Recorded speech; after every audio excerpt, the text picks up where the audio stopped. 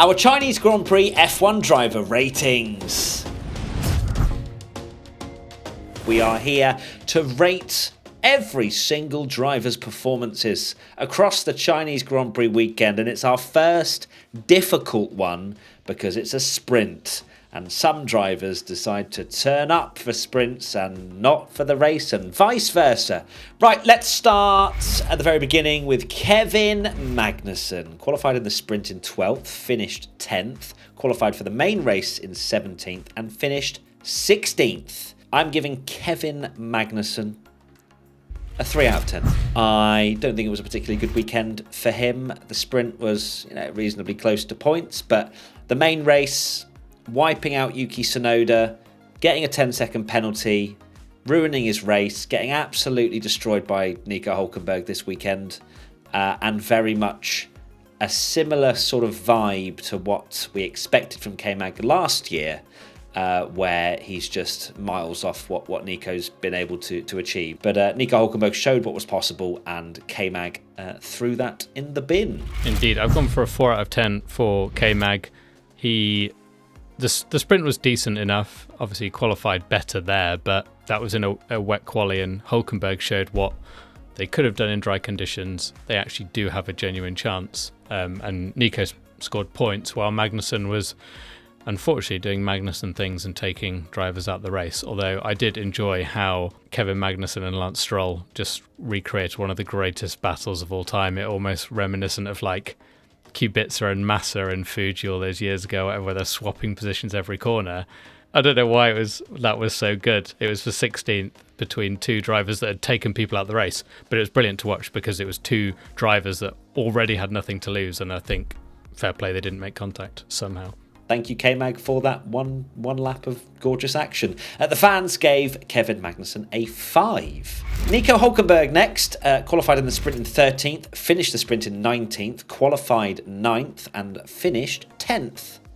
I've gone for a 9 out of 10 for Nico Hulkenberg. I think it was a very good drive from him in the race. Obviously, sprint didn't go to plan, but for him to, you can argue, it's very hard to score points in the sprint, whereas in the race, Haas, he delivered in qualifying again and made sure he stayed best of the rest in the race. Yeah, Hulkenberg's doing a very good job, and it's also really good to see him now be rewarded with a car that is capable to actually drive a Grand Prix distance without destroying its tyres, so he can turn those amazing qualifying performance and actually get something from it at the end of the weekend as well. Absolutely, I've gone for a 9 out of 10 as well for Nico. Of course, the sprint is whatever, but he scored a point in a Haas, and therefore that absolutely outweighs everything else. I wonder if he would have scored that point had Bottas not had the problem. I think it would have been very close between the two of them, as it was in qualifying as well, and it was a proper battle of who will win Formula B. And yeah, I think Nico did a great job. Yeah, a very good performance from Nico, and the fans gave him an 8 out of 10. Zhou Guanyu now. Sprint quali was 10th, finished the sprint in 9th, and qualified 16th and finished 14th. I've gone for a 7 out of 10 for Zhou Guanyu this weekend. The sprint was a really promising start to the weekend, and you did wonder, maybe, just maybe, we're going to have some points on the cards for Kick Sauber, but it didn't happen. The race was a lot worse. Of course, it was disappointing for him to be knocked out in Q1, especially with Bottas getting through to Q3, and that just pretty much ruined his race from there. But I feel like Zhou left definitely a bit on the table for the race on Sunday at the very least. Yeah, I've gone for a 6 out of 10 for Zhou. His sprint result was very good, and a shame again that you don't get points for that because P9 is a strong result. But when we had the dry qualifying, he was a long way behind Bottas, and Bottas showed that Stake could definitely have scored points. So when a lot of the other top runners had problems, there was an opportunity for Sauber. So I think they actually have a good, the result was there for them to take, and he didn't have any problems really. So I think it was a missed opportunity. Respectable but not amazing job from Zhou, I'd say. Yeah, absolutely. And the fans gave Zhou a 6. Valtteri Bottas. Sprint quali was 9th. Sprint result was 12th. Qualified for the main race in 10th and did not finish. I have gone for a 9 out of 10 for Bottas. I think had he got a sprint point, it would be a 10 as well, even though he DNF'd in the main race, because I think he delivered a brilliant weekend. His pace was phenomenal. You look at that in a Sauber to get 9th in qualifying and then 10th in qualifying in the main race. Really good performance, very unlucky. Points definitely were there, and it's going to be very hard to come by. So Bottas again, just doing unbelievable things on a low grip track. I've also gone for a 9 out of 10, which feels crazy for someone who's DNF'd halfway through the race. It wasn't even that, I don't think, but he was performing at a very high level, was Valtteri this weekend. Really impressive, and I think he would be world champion if we had 24 low grip tracks when he was at Mercedes. But it was a pleasure to watch him, and it was such a shame that just this Sauber, they don't have all their ducks in a row, do they? They really don't. That one thing seems to go wrong at all times. But I still think he deserves a really high grade, so I'm in complete agreement. The fans aren't, though. They've gone for a 7. Yuki Tsunoda, as Tommy is shaking shocking. his head furiously at a 7 out of 10 for Bottas. I take it back what I said about we can respect everyone's opinions. Okay, let's go to Yuki Tsunoda now. Sprint quali was 19th, finished the sprint in 16th, qualified in 19th, and did not finish. I've gone for a 4 out of 10 for Yuki Tsunoda this weekend. Rather disappointing. He's been slower than Daniel Ricciardo all weekend. Of course, he was actually making some decent progress in the race until he got yeeted by Kevin Magnussen round, and that ruined his race completely from there. So I'm not going to grade him any lower than a 4 because he might well have been on for something, not any points, but some reasonable 13th or 14th. But instead, DNF'd, and all I can really say is that a 4 out of 10 is about right. Indeed, I have also gone for a 4 out of 10. His qualifying was not great. Couldn't do anything in the sprint in a short race. He may have got something had Magnussen not crashed into him, but you got to think, as I said, with the other drivers, there was an opportunity there for points. The fans gave Yuki a 5. Daniel Ricciardo, sprint quali 14th, sprint result 11th, qualified for the main race in 12th, and did not finish. Gone for a 6 out of 10 for Daniel Ricciardo. Good, but not great drive. He's kind of finished where in a decent enough position, but maybe could have got points for the better result, particularly with a sprint, a wet sprint shootout, where we got a bit of a mixed up grid, and it always gives those opportunities for something good. But it's a better weekend for Daniel Ricciardo, which is saying a lot when he got rear-ended by Lance Stroll, but it's a more solid weekend to take a little bit of pressure off him. I've gone for a 6 out of 10 for Daniel as well. Obviously, out-qualifying Yuki both of the sessions is decent, because I don't think he'd done it at all this season up until this point. Unfortunately for the DNF, didn't look like he was anywhere near the points, to be honest with you, but he still had a bit more of a settling weekend after obviously DNFing on lap 1 for the Japanese Grand Prix. So 6 from me and a 6 from the fans as well. Logan Sargeant, sprint qualifying 20th, sprint result 18th, qualifying 20th, finished 17th. 4 out of 10 for Logan Sargeant, which sounds crazy considering he qualified last in both qualifying sessions. But he wasn't a million miles away from Alex Albon. I think Williams in general had a really poor weekend. Yeah, at the end, actually, it's actually a borderline 3. Oh God, I'm giving him a 4 because I'm like, he didn't crash or go into gravel or anything. I'll stick with a 4 just to be nice, because some of my grades have been horrendous for him. He really fell off towards the end of the race on those hard tyres, because he wasn't that far behind Albon, and then he blinked and he's behind Stroll, literally finishing last of the runners. I've gone for a 4. Bizarrely, for someone like you say that's qualified 20th in both races and not got a fantastic result, to say the least. He was more on Albon's pace.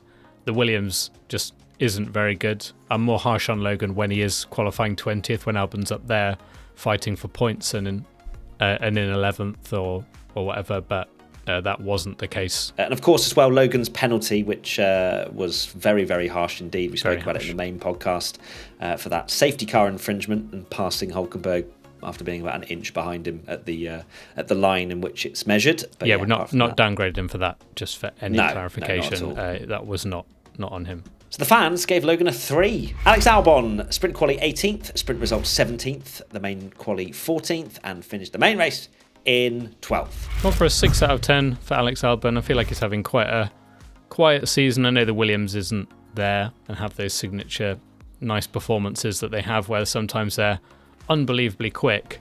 But I expected more from him, in the sprint quali in particular. To be 18th is not great. Not the greatest race for Albon. He is really having such a quiet year after what was such a good year last year. He certainly is. I have gone for a 6 out of 10 for Alex as well. He did end up finishing 12th in the main race, so not horrendously far from points. Still not quite that performance that we would like to see from Williams, especially with Albon getting in the mix for a point or two, because Williams absolutely need it. But yeah, they were nowhere in the sprint. But yeah, it's I can't really give it any higher than that, and the fans don't either, because they've also gone for a 6 out of 10 for Alex Albon. Esteban Ocon started the sprint in 17th, finished the sprint in 13th, the main quali 13th, and finished the race in 11th. I've gone for a 7 out of 10 for Esteban Ocon, very close to points, only a couple of seconds off Hulkenberg. Had it been a point, I think it's sort of 8 or even maybe 9 territory, but yeah, just fell short. A little bit of a glimmer of hope for Alpine, perhaps. They were at least in the mix with they were further ahead of Williams, and they were fighting RB, and that's slightly more acceptable for Alpine. I've also gone for a 7 for Ocon. I think it just shows that Alpine are in a woeful situation, but when they have a car that is hopefully better, I think the drivers are capable of delivering results, because to be 2 seconds off points in that car is a good result for Ocon. I can't believe how low they've swooped that is a good result. The fans gave him a 5. Pierre Gasly started the sprint in 16th, finished the sprint in 15th, and then in the main quali was 15th and finished 13th.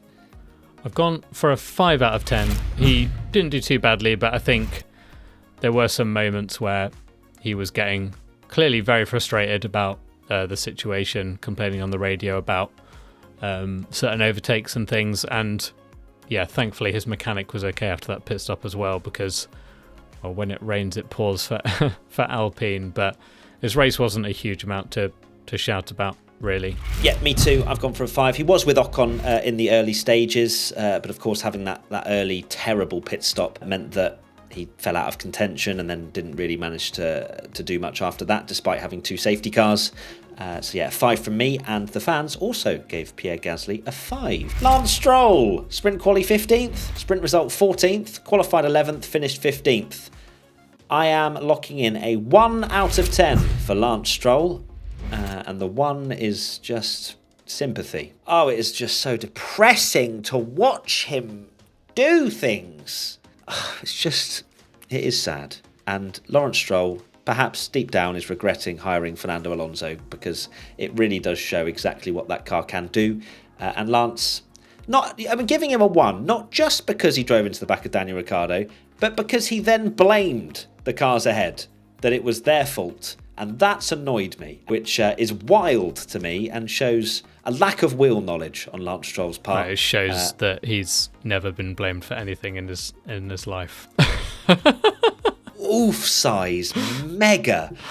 So yeah, 1 out of 10 from me. What more do you say? It's just woeful. It is. I've gone for a 3 out of 10 for Lance Stroll. It is one of those incidents that can happen, but he has to take some blame for it. It's a shame that he hasn't taken blame for it, because I think people would have a lot more respect for him if he did. It's an attitude of someone that will never be fired and can't do anything wrong, and it just shows the way he's acting with these kind of incidents. They're just well, it's not my fault, when it clearly was, because he was watching an apex when there was a car braking in front of him. It's not even just the crash that has taken his grade down. It's the fact that his qualifying is so poor when Fernando Alonso has stuck it 3rd in both quali sessions. The fans gave Lance a 0.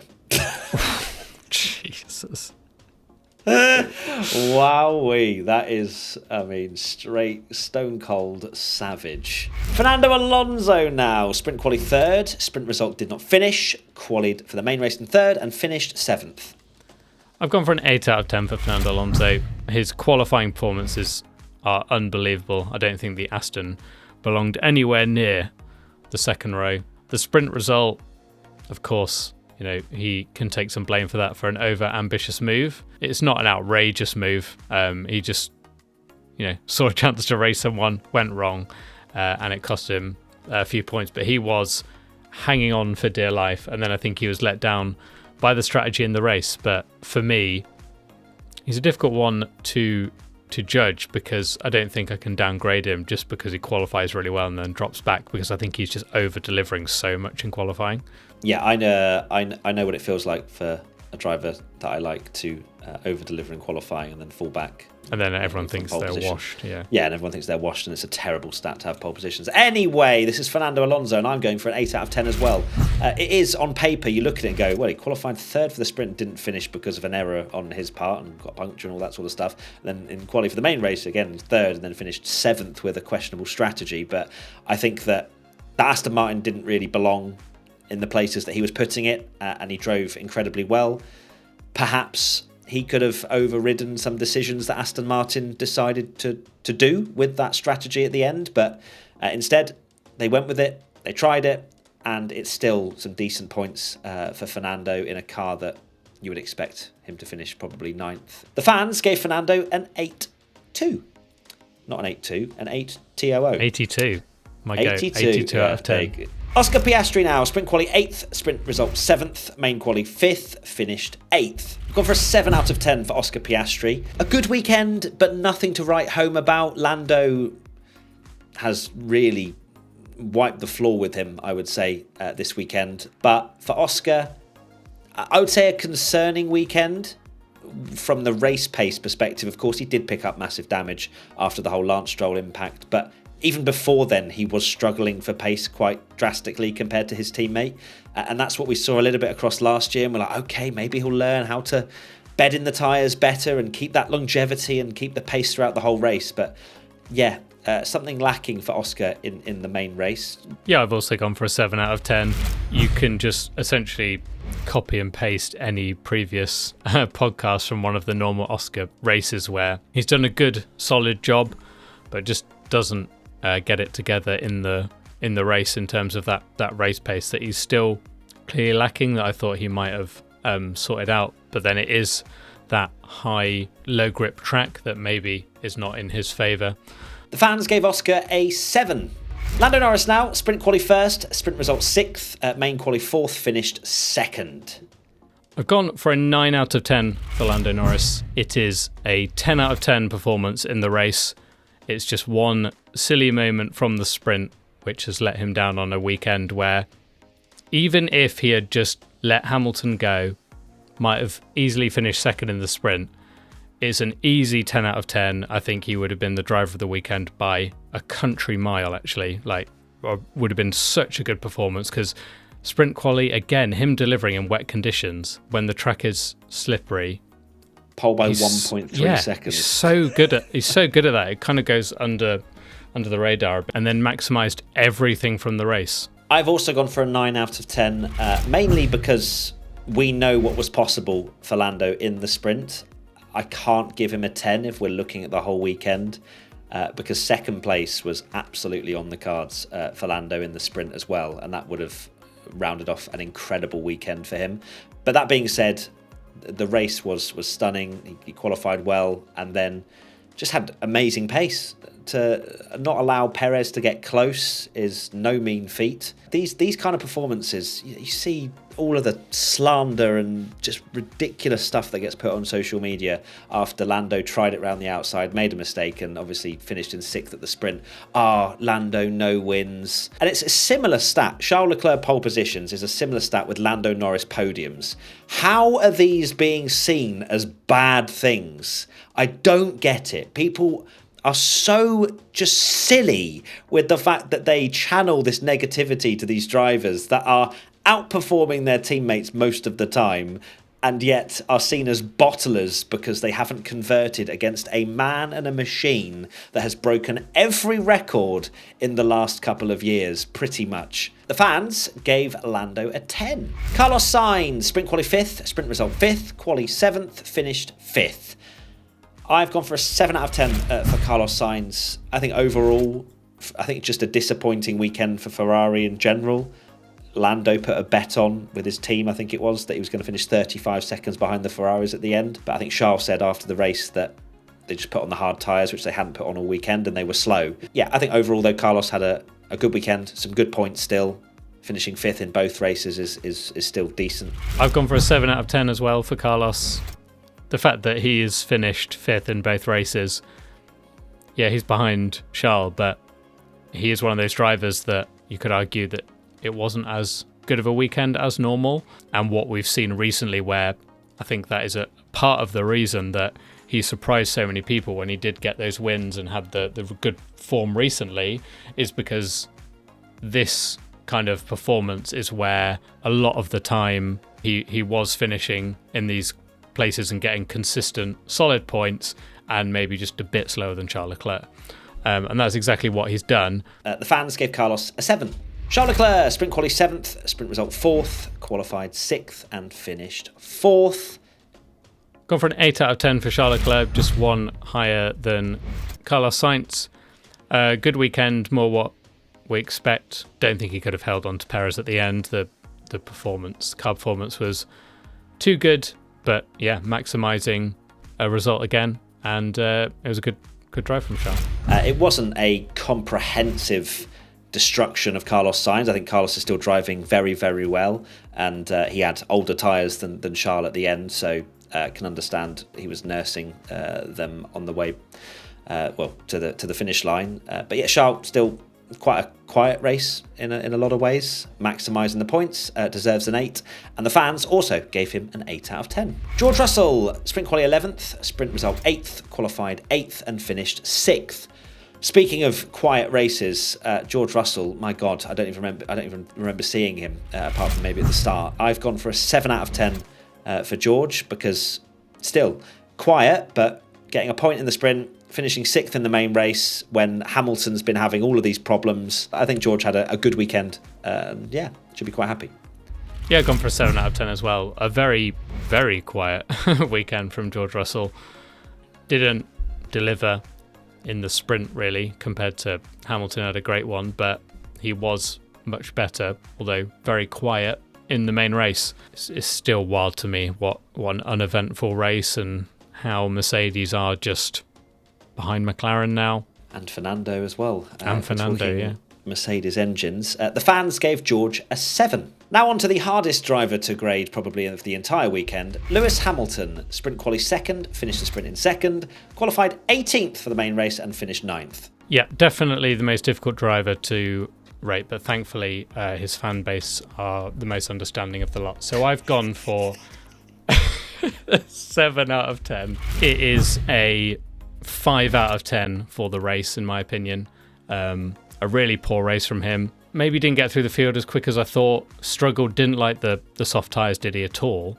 And in a race where, yeah, there were a few safety cars and things, maybe expected a little more from him. But then turn that around and look at the sprint, particularly in the wet conditions in the sprint shootout, we saw exactly why he is the driver he is. Good second place as well. So it really was a tale of two very, very different races for Hamilton. Yes, it certainly was, and I thought maybe we'd disagree considering the very difficult nature of trying to grade him, but I've also gone for a 7 out of 10. Yeah, he nearly doubled his points tally, didn't he, just from the sprint, and then still managed to score a couple of points in the main race after a very, very difficult qualifying, which was completely his error, that into the hairpin. The fans gave him a 6. Sergio Perez, sprint quali 6th, sprint result 3rd, qualified 2nd, finished 3rd. I have gone for a 7 out of 10 for Sergio Perez this weekend. It was not actually that great, to be honest with you, in terms of his pace. Nowhere near Max. He's finished 3rd in both. You might think, well, perhaps he deserves an 8, but he was nowhere near Max at any point during the weekend. The main race in particular, where there was 2 safety cars in the middle of the race, and he still finished miles behind Max and got beaten by a McLaren. That's why I've gone for a 7 out of 10. Yeah, I've gone for a 7 out of 10 as well. You look at it on paper, yeah, like you say, 3rd and 3rd. Solid result. He'd have absolutely taken that halfway through last year when his performance was dipping. And he is doing what Red Bull would want of him.